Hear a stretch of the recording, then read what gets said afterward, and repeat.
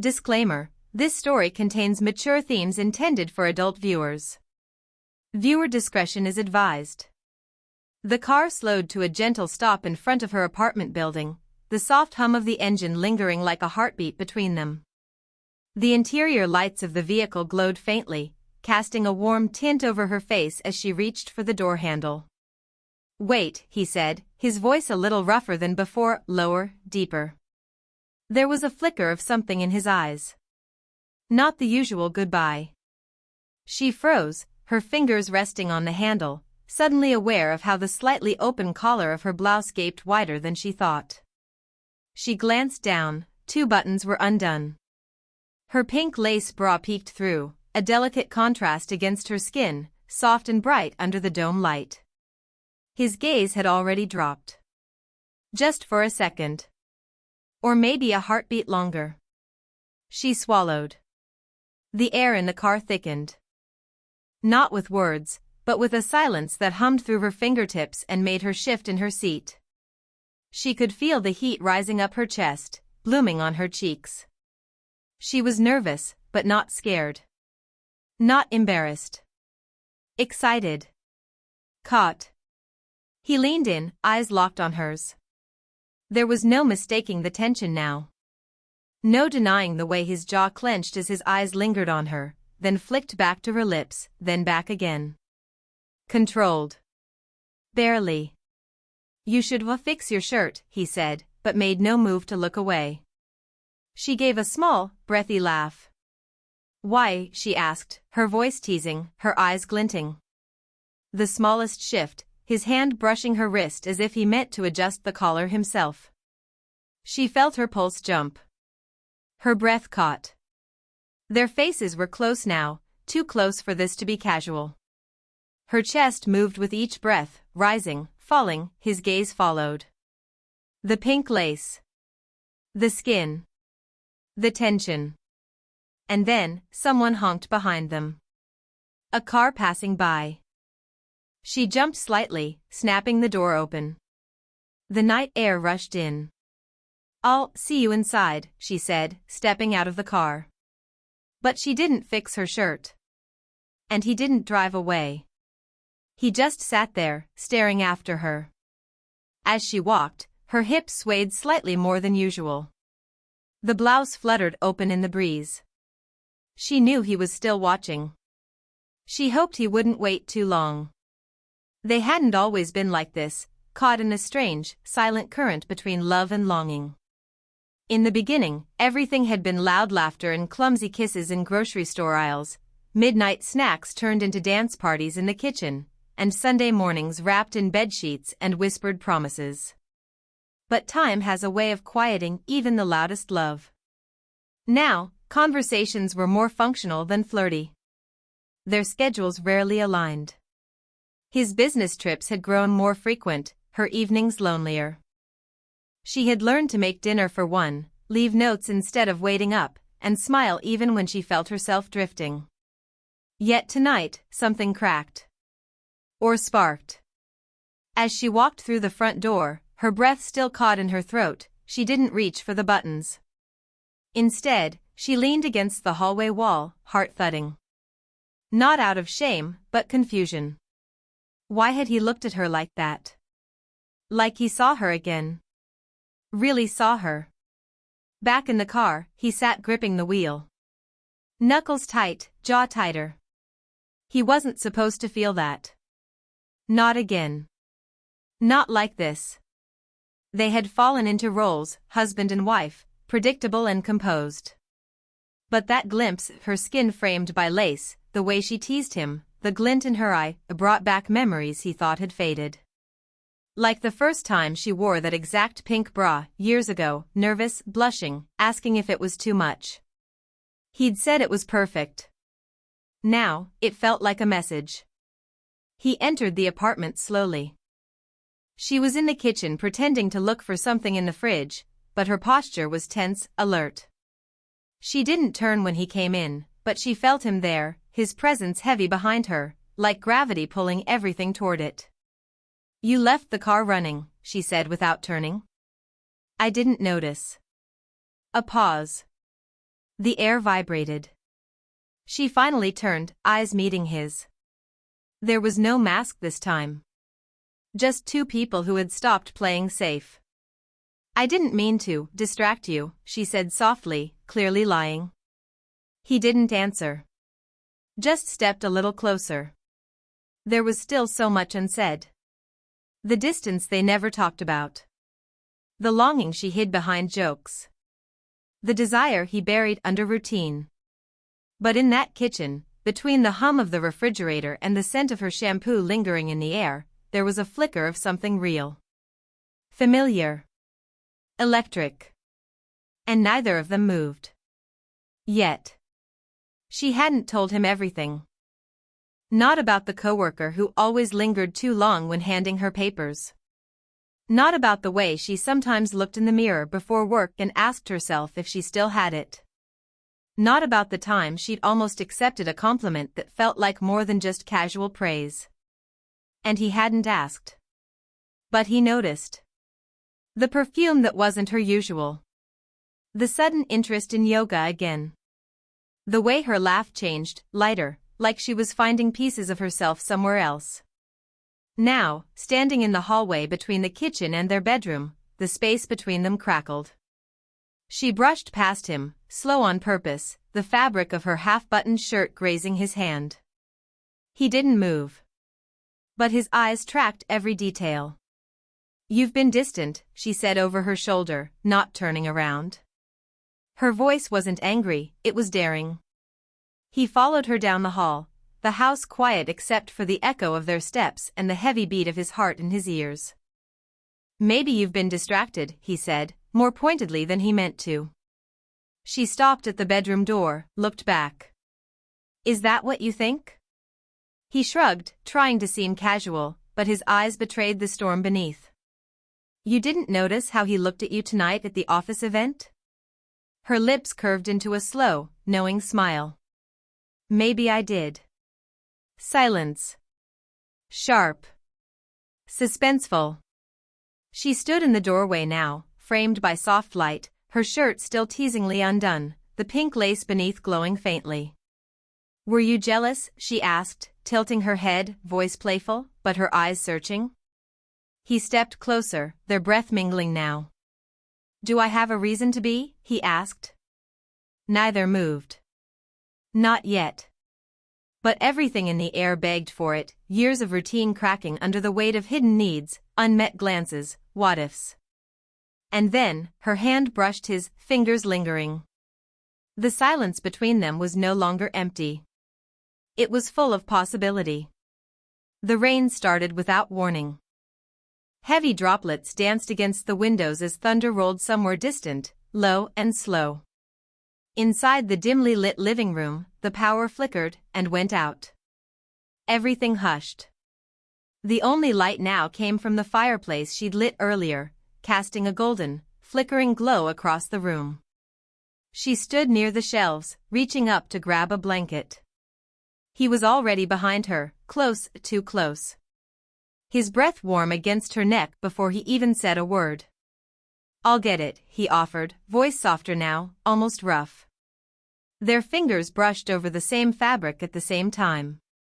Neither let go. She turned slowly, their faces suddenly inches apart. The firelight danced in her eyes, her lips parted in the faintest gasp. His shirt clung to his shoulders slightly, damp from the rain that had caught them both just minutes earlier. Her hair, a little frizzed at the ends, framed her flushed face. The undone buttons on her blouse still revealed the pink lace that had started it all. Neither moved away. The storm outside seemed to trap them together, but it wasn't just the weather. It was the pull. The ache. He looked down at her, eyes darker now, desire threaded with restraint. She saw it. Felt it. You're not cold, she asked, voice quiet, teasing. I'm not sure that's the problem, he murmured. There it was again. That tension. Louder than before. He could smell her shampoo, feel the static between their hands where the blanket now hung, forgotten. Her chest rose and fell faster. His pulse was a drumbeat. The crackling fire, the storm, the shared breath, they were moments away from something they couldn't undo. She leaned in, slightly. Not a kiss. Not yet. But her lips brushed the edge of his jaw, near his ear. I think, she whispered, you want to. He exhaled, sharply. And just as he reached for her waist, the door creaked open. They froze. A silhouette appeared at the threshold. They turned, startled, he still holding her wrist. Everything they felt was now painted on their faces. And they'd just been caught. The door clicked shut behind the silhouette. It wasn't a stranger. It was her, Mira. Her best friend. His former flame. The air was instantly charged with confusion, shock, and something else, betrayal. Myra's eyes dropped first, to the way her friend's blouse gaped open, the pink lace now fully exposed in the firelight. Then to the way he was holding her wrist. How close they were. How breathless. How undone. A moment ago, it was about to happen. The kiss. The surrender. Now, everything was burning in a different way. You didn't tell me he was here, Mira said calmly, too calmly. Her heart dropped. I didn't know you were coming. Mira tilted her head, smile tight. That's not what I asked.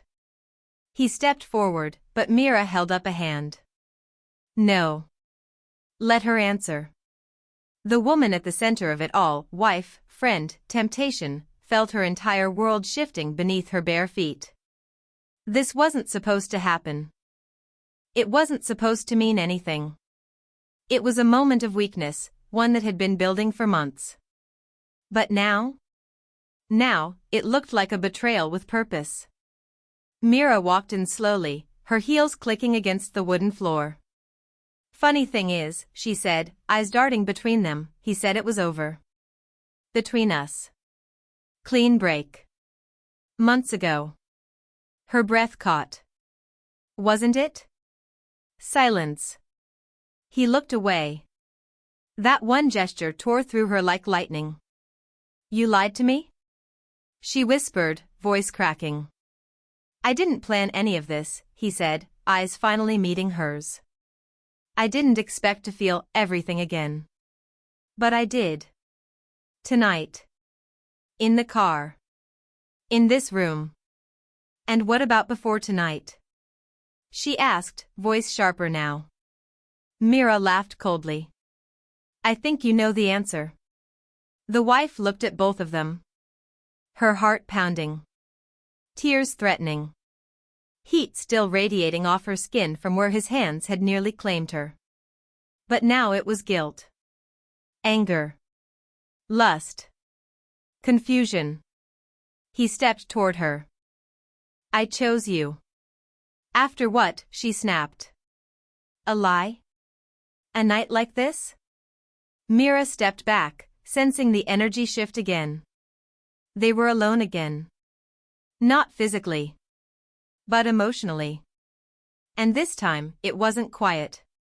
I want the truth, she said. He moved closer, slowly, deliberately. Hands trembling, not from cold, but from everything he couldn't undo. I never stopped wanting you, he said. Even when I shouldn't have. Tears rolled down her cheek. And yet, she didn't pull away. The storm had passed, but inside the room, thunder still rolled, in their voices, in their hearts. She stood in the middle of the living room, eyes red but burning with clarity. Her blouse still hung loose, no longer a symbol of seduction but of exposure, of everything she had bared, willingly or not. The fire behind her had dimmed, but the tension in the room hadn't. Mira had left. Without another word. Without slamming the door. She didn't need to. Her silence had done enough damage. Now, only the two of them remained. He stood near the fireplace, hands on his hips, breathing like he'd just run a marathon. I never wanted to hurt you, he said, voice hoarse. But I couldn't keep pretending nothing was broken between us. She let out a bitter laugh. So you fixed it by going back to her? No, he snapped, stepping forward. I tried to forget what I felt. I tried to forget you stopped needing me. Her lip trembled, but she didn't let the tears fall this time. You think I stopped needing you? You stopped seeing me. She pointed to herself. I was still here every night. I waited for you to look at me the way you just did tonight. He looked away, guilt etched across his face. I looked at you like that because tonight, you reminded me of the woman I fell for. She stepped closer, shaking her head. No. I didn't become her tonight. I've been her. You just forgot. Silence again. But this one felt like resolution, not distance.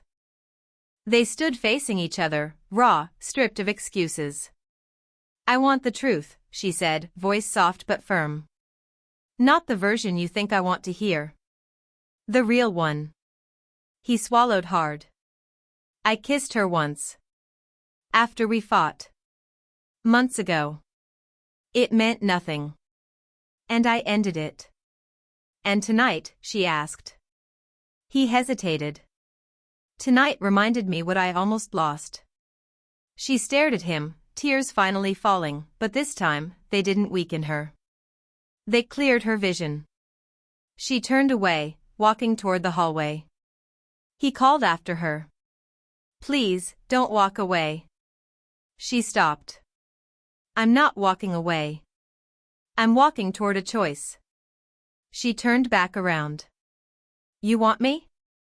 Then fight for me. Prove it. Not with a kiss. Not with a look. With change. He nodded slowly. And for the first time in a long time, she believed he meant it. The rain had stopped. The silence left behind wasn't cold anymore, it was full of meaning. She sat on the edge of the bed, back to him, holding the old photo of them from their honeymoon. Windswept, laughing, young. It wasn't just a picture, it was proof. Of who they once were. Of what was still possible. He stood in the doorway, watching her. No longer with guilt. But with awe. This woman, even after everything, had chosen not to slam the door shut. Not yet. I don't deserve another chance, he said softly, stepping in. She didn't look at him yet, just stared at the photo. But do you want one? He knelt in front of her. I want 100 chances to be the man you saw in me when no one else did. Her lips parted, eyes brimming again, but this time, not with pain. With hope. He took her hands gently, holding them like they were breakable. I was wrong, he said. Wrong to pull away. Wrong to try to replace something that never left. You didn't stop loving me, I stopped showing you that I loved you back. She finally looked at him, really looked. Not with suspicion. Not with pain. But with all the memories they'd survived. I missed us, she whispered. I missed being seen. I see you now, he said, placing her hand on his heart. And I'm not looking away again. She leaned in slowly, foreheads touching. No rush. No urgency. Just closeness that felt earned. Then, a kiss. Not wild. Not desperate. Tender. Full. Real. It was the kind of kiss that doesn't beg for forgiveness, it gives it.